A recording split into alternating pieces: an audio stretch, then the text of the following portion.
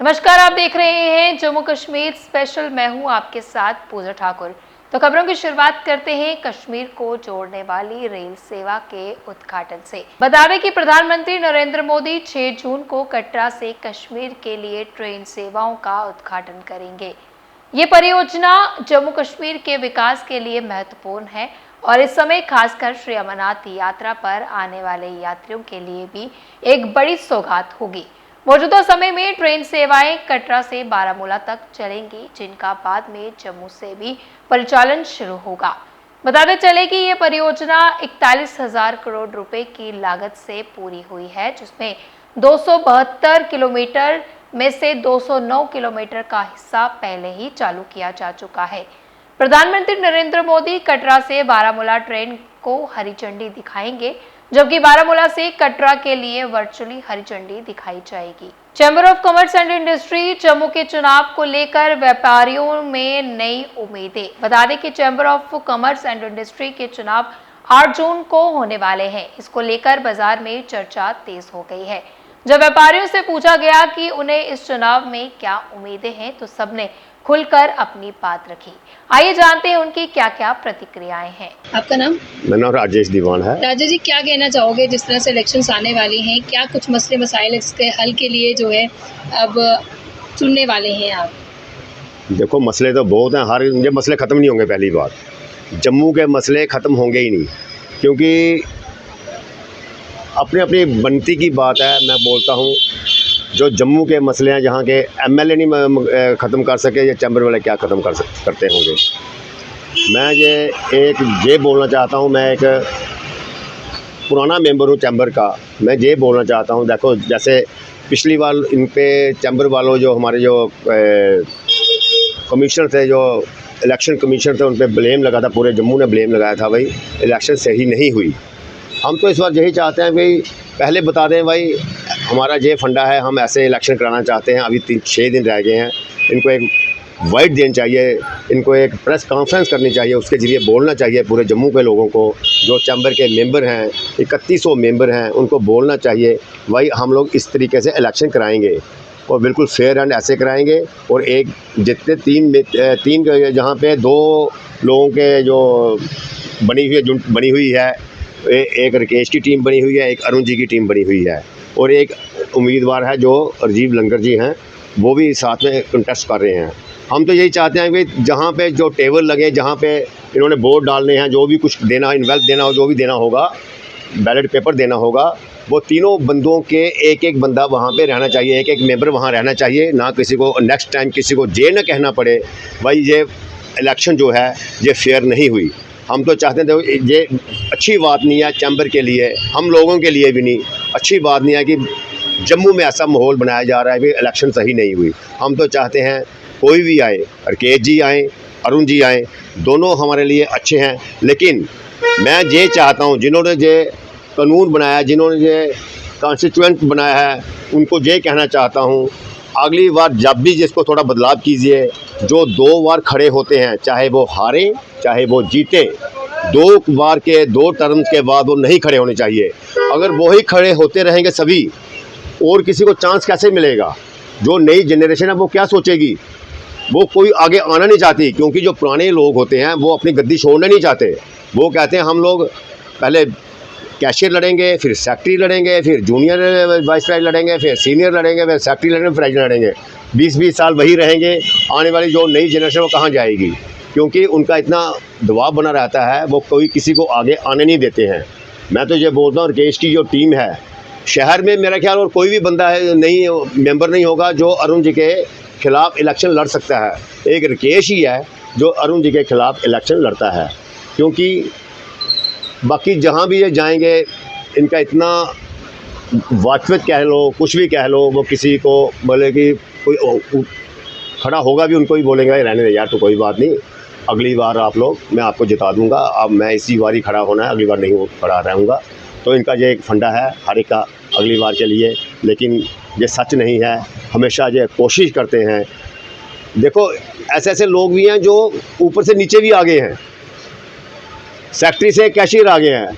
मालूम नहीं क्या बात है चैम्बर में। एक बार उनको ऑफ करना चाहिए, अगली बार इलेक्शन लड़ लें। ऐसा सोचते नहीं ये लोग, मालूम नहीं क्या है इलेक्शन चैम्बर में क्या पड़ा हुआ है, ये छोड़ना नहीं चाहते।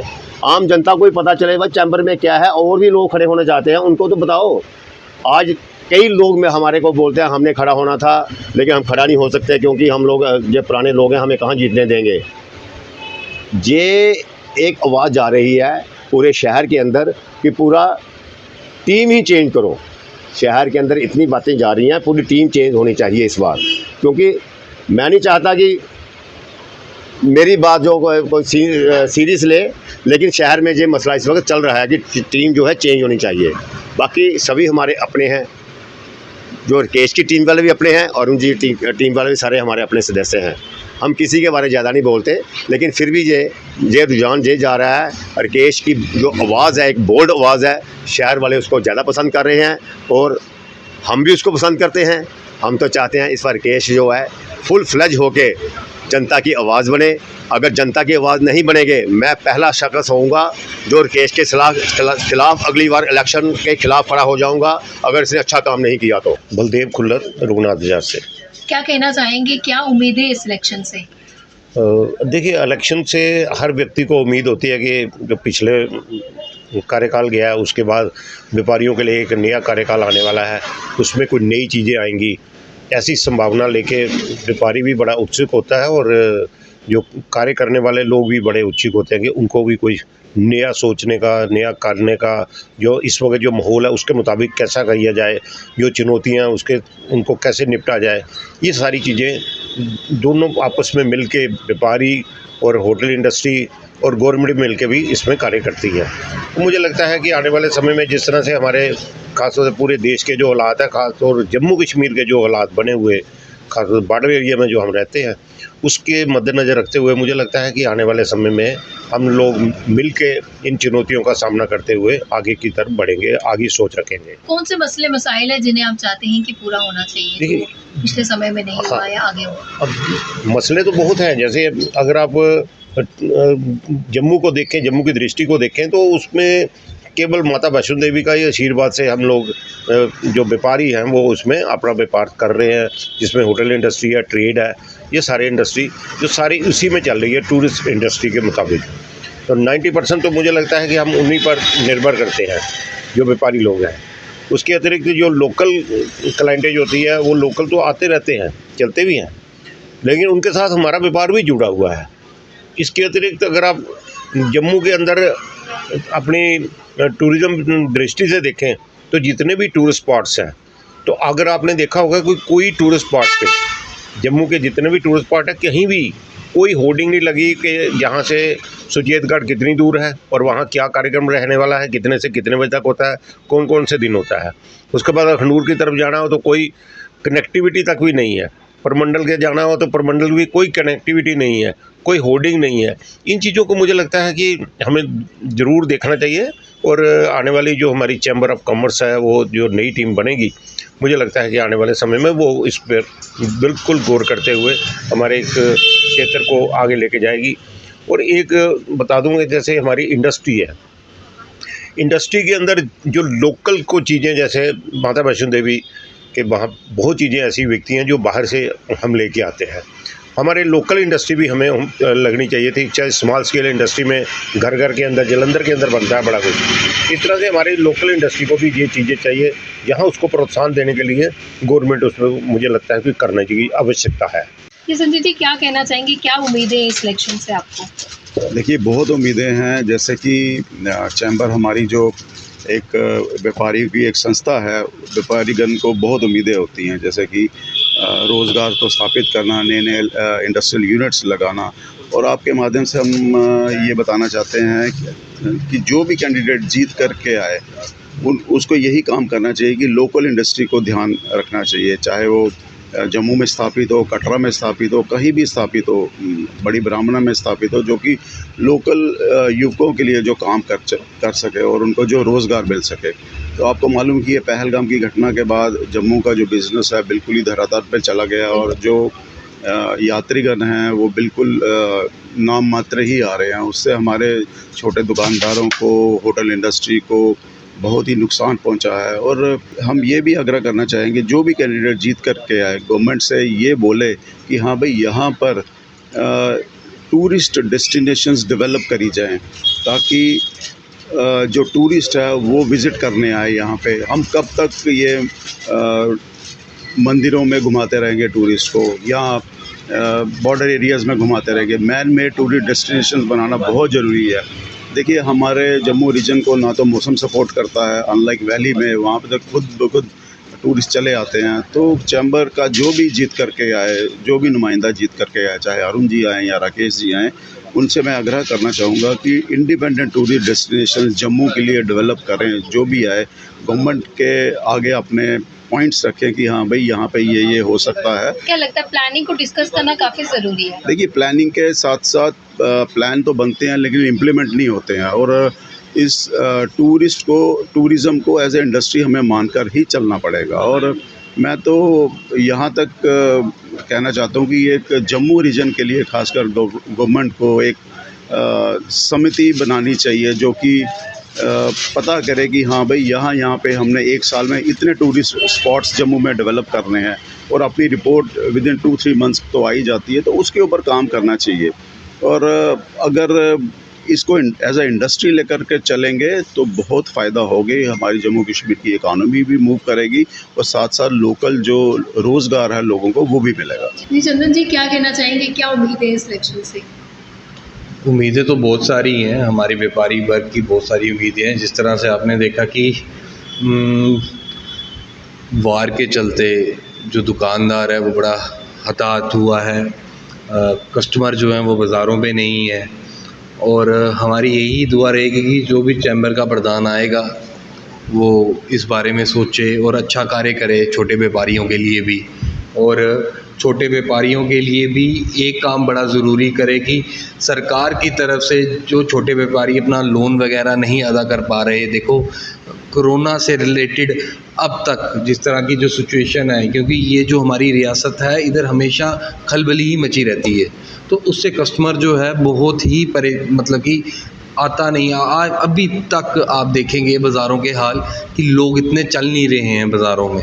पिछले दिनों भी मॉक ड्रिल की जो खबर थी, चलो वो अच्छी बात थी, मॉक ड्रिल एक तरह की रिहर्सल थी, लेकिन लोगों में पैनिक क्रिएट हो चुका था, लोग घरों से बाहर निकल ही नहीं रहे हैं अब तक।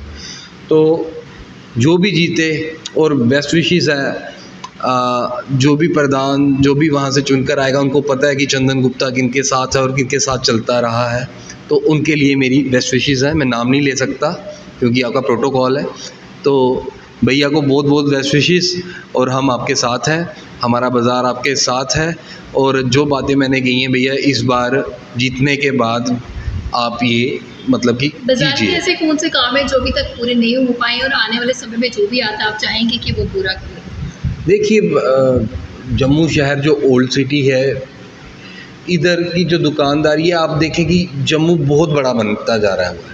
सबसे पहले कमर्शियल और नॉन कमर्शियल के ऊपर इनको टेक ओवर करना चाहिए, क्योंकि जिसका भी मन करता है शटर लगा देता है और दुकानें खोल देता है। जैसे आपने देखा होगा कि आज से कोई 4-5 साल पहले दिल्ली और लुधियाना में ये एक चला था जिसमें कमर्शियल और नॉन कमर्शियल जो था वो अलग अलग किया था। सिटी जो है, ओल्ड सिटी जो है, ये पुराना शहर है, ये कमर्शियल एरिया है, तो हमारे प्रधान जी को चाहिए जो भी आएंगे कि वो ये मुद्दा ज़रूर रखें, क्योंकि कस्टमर का जब पाँव ही नहीं इधर पड़ेगा तो इतनी दुकानें जिन्होंने करोड़ों करोड़ों रुपए का काम, और आप खुद देखिए कि हर एक दुकानदार ने 2-2 4-4 मुलाजिम, और कईयों ने तो इससे ज़्यादा ही रखे होंगे बड़ों ने। तो हम एक तरह के लोगों के एम्प्लॉयमेंट जनरेट करते हैं पुरानी शहर वाले। तो हमारी जो जिस तरह का इस समय स्थिति बनी हुई है बहुत ही मुश्किल है, कस्टमर है नहीं बाज़ारों में, लोन की किस्तें देने के लिए हम लोग, और अपने जो हमने मुलाजम रखे हैं उन बेचारों ने भी, कोई किसी ने स्कूटी का लोन लिया हुआ है, किसी ने चाइल्ड स्टडीज़ के ऊपर लोन लिया हुआ, किसी ने घर बनाने के ऊपर, क्योंकि हर व्यक्ति चाहता है कि वो ऊपर बढ़े। तो उनको तो हम पूरे पैसे दे रहे हैं, पर हमें जो है वो बड़ी मुश्किलात का सामना करना पड़ता है। तो इसके ऊपर सरकार से वो बात करें, आज की जो एलजी सरकार है उनसे बात करें कि जब तक माहौल ठीक नहीं हो जाता एकदम से, तो थोड़ा सा बैंक्स के साथ हमारा सिस्टम जो है वो ठीक किया जाए। SO-12 रिलीज की मांग को लेकर जम्मू के एथलीट्स द्वारा छबील लगाई गई। बता दें कि बढ़ती गर्मी में लोगों को राहत देने के साथ साथ अपनी मांगों को सरकार तक पहुंचाने के लिए जम्मू के एथलीट द्वारा जम्मू के MS स्टेडियम के बाहर छबील का आयोजन किया गया। आयोजकों द्वारा सरकार से उनकी मांगों को पूरा करने की अपील भी की गई। आपका नाम? अमन गुप्ता। अमन, आप सारे एथलीट जो है आज इस बढ़ती गर्मी में इस तरह का कदम आपने उठाया, क्या कहेंगे, क्या मकसद है? मैम, जैसे कि आपको पता है कि जम्मू में काफ़ी गर्मी बढ़ रही है, तो हमारा एक यही पॉजिटिव साइन था कि हम शबील लगाएं, लोगों को पानी पिलाएं, सो दैट उनको भी एक राहत मिल सके। ताकि हमारी काफ़ी सारी डिमांड है गवर्नमेंट के साथ, जो गवर्नमेंट शायद अभी तक पूरी नहीं कर पा रही है, या हमारी आवाज़ उन तक नहीं पहुंच रही है। तो हम अपने इस शबील के माध्यम से लोगों को बताना चाहते हैं कि जो एथलीट जम्मू कश्मीर के वो क्या सफ़र कर रहे हैं, सो दैट हमारी आवाज़ शायद वहाँ तक नहीं पहुँच रही है, शायद हम जम्मू कश्मीर की आवाम की आवाज़ वहाँ तक पहुँचे। तो हमारी एक यही कोशिश है। क्या लगता है इस कदम से कैसे आपकी सरकार लेगी? मैम, सरकार बेशक नहीं सुने, लेकिन जो सफ़र कर रहे हैं जम्मू कश्मीर के एथलीट्स, एटलीस्ट लोगों को पता होना चाहिए। जब छाती पे तिरंगा लगा के हम मेडल लेके आते हैं तो सभी यही बोलते हैं कि इंडिया का मेडल आया, जम्मू कश्मीर का मेडल आया, बट आज के टाइम पे जो जम्मू कश्मीर का एथलीट फेस कर रहा है वो लोगों को नहीं पता वो क्या फेस कर रहा है। तो मैं बस यही बताना चाहता हूँ कि जो जम्मू कश्मीर का एथलीट है वो लास्ट 14 साल से एक नौकरी की डिमांड कर रहा है, जो कि सरकार से नहीं दी जा रही। तो जिस तरह से ये स्टेप आपने उठाया, आपके साथ किसने साथ दिया हुआ है? मैम, जितने भी हमारे जम्मू कश्मीर के एथलीट्स हैं वो तो हमें सपोर्ट कर ही रहे हैं, और जो कॉलेज के स्टूडेंट्स हैं, जो हमारे स्टूडेंट्स हैं, हम भी एक कोच हैं, हमारे काफ़ी सारे स्टूडेंट्स हैं। तो आज हम अपने इस स्टूडेंट को ये नहीं बोल पाते हैं कि आप स्पोर्ट्स खेलो, आपका फ्यूचर है। जब 14 साल से हम बेरोज़गार हैं, हमारा फ्यूचर नहीं है, तो मुझे लगता नहीं है कि हम बच्चों को ये आश्वासन देना चाहिए कि बेटा आप स्पोर्ट्स खेलो, आपका फ्यूचर बनेगा। तो हम तो बस यही बोलते हैं, बेटा आप पढ़ो लिखो, खेलो मत, क्योंकि यहाँ पे कोई फ्यूचर नहीं है। जितने भी एथलीट है वो जम्मू कश्मीर का बर्बाद हो रहा है, तो इससे बेटर है कि मत खेलो। अपील क्या बात की है? सर मैम, हमारी यही अपील है सरकार से कि जो हमारी SO-12 की फाइल जो लास्ट 12 साल से रुकी पड़ी है उस पर काम किया जाए। जो फाइल नॉन गस्टेड की बनी हुई है, मुझे नहीं पता वो डिपार्टमेंट से क्यों बाहर नहीं आ रही है। ऐसे कौन से प्रोपेगेंडा हमारे ब्यूरोक्रेट से जो उनसे बनी हुई फाइल रिलीज़ नहीं हो रही है। तो मैं बस यही डिमांड करता हूँ, उस फाइल को रिलीज़ करें, जो हमारे एथलीट्स हैं उनको जॉब मिले और वो एम्प्लॉयड हों। All Jammu and Kashmir panchayat conference ने पंचायत चुनावों में देरी पर जताई चिंता। कॉन्फ्रेंस के अध्यक्ष अनिल शर्मा ने प्रेस कॉन्फ्रेंस में कहा कि पंचायत चुनावों में देरी से जम्मू कश्मीर के ग्रामीण विकास कार्य ठप हो गए हैं और फंड जारी नहीं हो पा रहे हैं। उन्होंने जल्द चुनाव करवाने और स्वतंत्र राज्य चुनाव आयोग गठित करने की मांग की है। जम्मू कश्मीर के अंदर पंचायती राज इंस्टीट्यूशन को डिफंक हुए, पंचायतों को डिज़ाल्व हुए 1 साल 6 महीने होने वाले। 9 जनवरी 2024 को जम्मू कश्मीर के अंदर पंचायतें डिज़ाल्व हुई थी और 9 जनवरी 2024 से लेकर अभी तक जो है पंचायतों के इलेक्शन नहीं हो पाए। मेरी पुरजोर अपील है हमारे ऑनरेबल LG जो हैं मनोज सिन्हा साहब, और बिलखसूसन इस वक्त चुने हुए हमारे वज़ीर आला उमर अब्दुल्ला साहब से, क्योंकि हमारे इस वक्त चुने हुए नुमाइंदे हैं जम्मू कश्मीर के अंदर, 90 नुमाइंदे हैं लेजिस्लेचर, और हमारा जो मंत्रिमंडल है जम्मू कश्मीर के अंदर हमारे चुने हुए वज़ीर आला हैं, मुख्यमंत्री हैं। उनसे हमारी अपील है कि जम्मू कश्मीर के अंदर फौरी तौर पे इलेक्शन जो हैं वो करवाए जाएं पंचायतों के, क्योंकि जम्मू कश्मीर के अंदर 1.5 साल से अभी इलेक्शन नहीं हो पाए हैं। और ये हमारा एक्ट जो है, हमारा कानून जो है वो ये कहता है कि अगर फाइनेंशियल ईयर के अंदर इलेक्शन हो जाए तो हमारी जो ग्रांट्स होती हैं जो गवर्नमेंट ऑफ इंडिया देती है हर स्टेट को, हर यूनियन टेरिटरी को, वो रेगुलरली कंटिन्यू रहती हैं। लेकिन फाइनेंशियल ईयर जो है अब दूसरा आ गया है, तो इसमें आशंका हमें ये हो रही है कि अब जम्मू कश्मीर को ग्रांट जो हैं गवर्नमेंट ऑफ इंडिया कानूनी तरीके से नहीं दे पाएगी। तो इसलिए हमारी अपील जो है वो सीधी और सटीक अपील ये है उमर अब्दुल्ला साहब से, हमारे LG जो हैं मनोज सिन्हा साहब से कम जम्मू कश्मीर के अंदर इलेक्शन करवाएं पंचायतों के, और पंच सरपंच नए बने, लोगों को मौका दिया जाए नए पंच सरपंच बनाने का, वोट देने का हक जो है वो लोगों को दिया जाए। और पंचायती राज इंस्टीट्यूशन एक अहम इंस्टीट्यूशन जम्मू कश्मीर के अंदर है, और बड़े सारे मामला जो हैं, बहुत सारे मामला पंचायतों के अंदर ही हल हो जाते हैं। और पंचायतें नहीं होने की वजह से बहुत सारे मामला जो हैं वो ख़राब होते हैं और लोगों को के डोर स्टेप पे जो चीज़ें मिलनी चाहिए, फॉर एग्जांपल भारत सरकार की तरफ से जो भी सेंटर स्पॉन्सर्ड स्कीमें हैं इस वक्त जो है वो भी दिव्यांग पड़ी हुई हैं। जम्मू कश्मीर के अंदर चाहे ड्रेन का मसला हो, लेन का मसला हो, आपका बिजली का मसला हो, आपका पानी का मसला हो, एग्रीकल्चर रिलेटेड मसला हो, स्वास्थ्य संबंधित मसले हो, अस्पतालों की बात हो, एजुकेशन सेक्टर की बात हो, चाहे हमारे प्राइमरी स्कूलों की बात की जाए, हमारे मिडिल स्कूलों की बात की जाए, हमारे high school, high secondary school, तो इन तमाम चीज़ों को जो है वो हमारी पंचायतें जो हैं हमारे चुने हुए नुमाइंदे हों तो वो अच्छे तरीके से लोगों की बेहतरी के लिए कामकाज कर सकते हैं। लेकिन सरकार जो है जम्मू कश्मीर की, जो हमारी एलजी एडमिनिस्ट्रेशन है, वो लोगों को मौका नहीं दे रही है कि हमें नए नुमाइंदे चुनने का। तो इसलिए बतौर president all Jammu Kashmir panchayat conference मैं अनिल शर्मा और मेरे साथ जितेंद्र सिंह जी हमारे वाइस प्रेसिडेंट, देसराज भगत जी जो हैं हमारे सीनियर वाइस प्रेसिडेंट हैं, हमारे साथ बाकी साथी राकेश जी हैं, ये तमाम लोग जो हैं हमारी ये कोशिश रहती है कि वक्तन पंचायती राज इंस्टीट्यूशन के हवाले से कभी भी कोई चीज़ हो तो हम लोग कोशिश करते हैं कि वो आपके माध्यम से, मीडिया के माध्यम से, चाहे वो इलेक्ट्रॉनिक मीडिया हो, वेब पोर्टल हो, चाहे वो प्रिंट मीडिया हो हमारा, और जहां जम्मू के मीडिया के माध्यम से हम लोग अपनी बात जो है एडमिनिस्ट्रेशन तक भी पहुंचाने की कोशिश करते हैं और गवर्नमेंट ऑफ इंडिया तक भी पहुंचाने की कोशिश करते हैं। तो आज की जम्मू कश्मीर स्पेशल बुलेटिन में इतना ही, फिर मिलेंगे इसी समय। मुझे दीजिए इजाज़त, नमस्कार।